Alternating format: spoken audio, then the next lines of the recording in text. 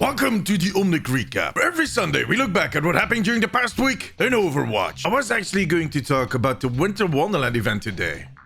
But due to everything that has been happening around Activision Blizzard in the last few days, I'm going to move that topic to next week. And this week, I want to address what actually happened and share some info that we learned through all of that about Jeff Kaplan and his plans for Overwatch 2. First, let me get some news out of the way. In the last few years, we heard several rumors and even gotten some hints towards a mobile version of Overwatch being in development. Not that long ago, a leak suggested that the mobile version of Overwatch would be released alongside Overwatch 2. And this week we got another hint in the shape of a job opening. Blizzard is looking for a product manager mobile that will be focusing on games like Hearthstone, Diablo, and Overwatch. So I think this news and anything that we learned in the last few months kind of proves that a mobile version of Overwatch is going to be released at some point. Question is, of course, what will it look like? It won't necessarily be a port of the game that we know today. The Switch port learned us that a portable version of the game that we love is not that easy to make. Because Overwatch is very different from games like Call of Duty. It's not only a matter of translating the interface. Overwatch is, with all of the roles, the different hero playstyles,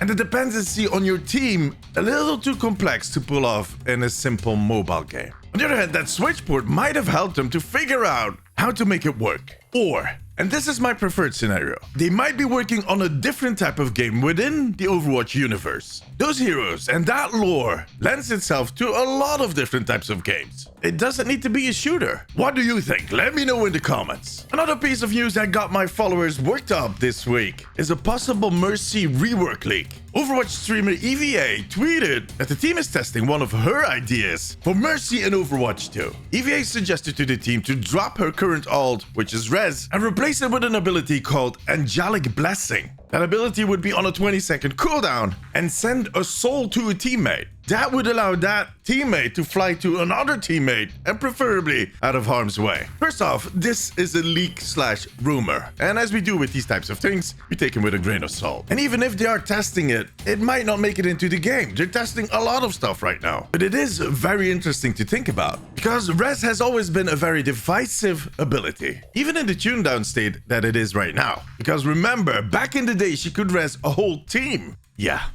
that was kind of, disruptive. And judging by the reactions on her tweet and on my post, people are still kind of divided about this. Some seem to think that Res is what makes Mercy who she is, while others feel that she would do better with a new ability, something like this one. To be honest, I myself am not the biggest fan of Res, just because the number of cases that another teammate or even Mercy herself dies while she's rezzing, those are way too high. Sure, that might have something to do with the fact that I play a lot in quick play, because I play with my viewers on stream, twitch.tv/DamesysTV. Come join us. Join us. But still, in the end, if you look at the number of instances where Mercy's res has a proper impact on the outcome of the game, the actual effectiveness of that ult game-wide is overestimated in my opinion. So I would not be surprised if Blizzard decides to replace it. And they'll tell us when they're ready to share. Yeah. Okay, so about Activision Blizzard and Jeff. In case you missed it, back in July, the news dropped that Activision Blizzard was going to be sued because of a toxic and frat boy culture. Basically, people were getting drunk, going back to the office, and started harassing women. Not good. Now, when that news dropped, Fran Townsend, who is the chief compliance officer at Activision Blizzard, and also the executive sponsor of the Women Network, she wrote a letter. And in that letter, she kind of downplayed all of the accusations being made in that lawsuit. She was getting harassed on Twitter. She started blocking employees on Twitter and actually took it down at some point. A few days later, the CEO of Activision Blizzard, Bobby Kotick, released a statement saying that that letter that she wrote was tone deaf, was not appropriate of the vision that they had for the company. Wow. It came to light this week that it was actually Bobby himself that wrote that letter. So he wrote a letter that he later on called tone deaf and not appropriate, but he also pushed a female colleague under the bus and actually berated her afterwards publicly for writing that letter that he actually wrote. It sounds complicated, but it's really simple. It's a douche move. Now that would be enough for any CEO in the world to go, yeah, I think I'll get my coat, but not for Bobby. That wasn't all of it. Later this week, the Wall Street Journal published an article. And in this article, they claimed that Bobby Kotick was well aware of anything that was going on at Activision Blizzard, all of the abuse, but he all kind of swiped it under a rug. He didn't even mention it to the board of directors that all these situations were ongoing. Now, the reason he did this is because he is convinced that this kind of behavior results in better games. That this rock and roll attitude will make these game designers better designers. Which is, I'm going to censor myself. It's the talent that makes the awesome games, not the fact that they can come in drunk and start harassing women. That's not how it works. On top of that, they had some evidence that he had to settle a lawsuit with a former assistant of him. Apparently, he threatened to end them. Yeah.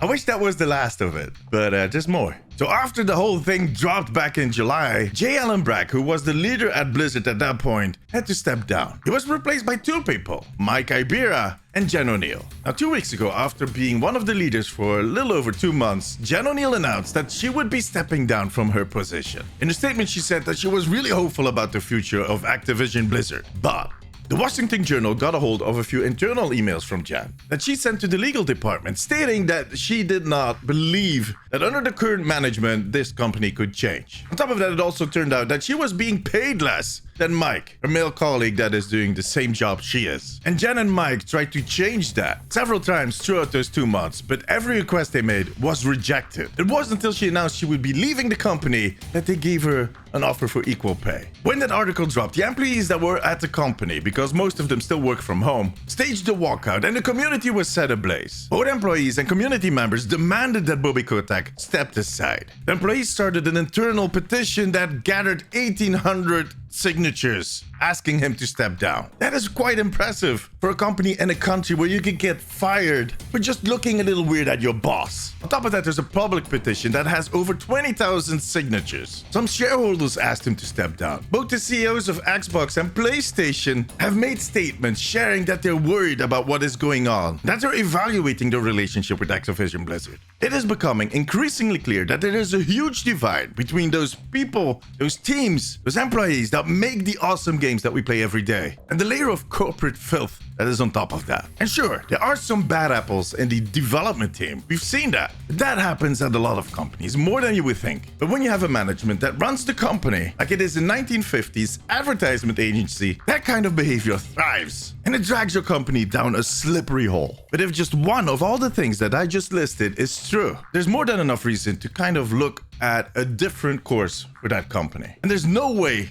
that Bobby Kotick can turn this company around. Activision Blizzard needs new leadership, and that includes a new CEO. And let me just add, new leadership that is not on Bobby Kotick's payroll in any way possible. Every day that he refuses to step down, he is damaging the potential of this once great company becoming a leader of the industry again. It's really simple. All of the talent is going to leave, and there's going to be no way that you'll be able to attract proper new talent, which will result in a huge drop of quality in those games that we love. Some of you might think that the games are bad now. Trust me, it can get a lot worse. You know, he might not even care. He might want to milk every last drop out of this company. I just hope that the employees at Activision Blizzard stay strong, because they are tired. They are so tired. And that is really understandable. I cannot even imagine how it must feel to work at Activision Blizzard now. They are caught in between the love for their games, for their teammates, and that toxic corporate culture that just seeps in down. And it turns out that that was the reason that some of the old greats left the company. Mike Morhaime, the former CEO of Blizzard, stepped down because Bobby was taking control. And according to his former teammates, Overwatch game director Jeff Kaplan was their shield against that corporate influence. He protected them because he hates anything corporate. Can you imagine how bad it must have been for him to leave Overwatch? For him to leave his team? Because he had plans for that game. We learned something through all of this about his vision for Overwatch 2. I've said this in previous videos, but Overwatch 2 is going to be what they originally envisioned for Overwatch 1. A PvE game with an interesting story and a big PvP element to it. But due to budget restraints, because they just had burned $100 million on Project Titan, they kind of ditched the PvE part and focused on the PvP. But then they were really successful, and that success brought in money, so Jeff wanted to rectify that with Overwatch 2. Now, what I'm wondering is how much of that original vision that Jeff had is still standing right now. After him leaving, and with the little info that we've gotten, all the delays, I don't know. Now, don't get me wrong, there's still an abundance of talent in that team, and I'm in no way worried about the quality of the game. But I think the scope might be slightly different from what they promised us a few years ago at BlizzCon. But we'll have to wait and see. For now, I'm sending all my love and support to the employees at Activision Blizzard. I really hope they stay strong. That was it. Sorry for the speech, but it had to be done. Thank you very much for watching. I'll see you on my streams or in my next video. Till then, Bye-bye.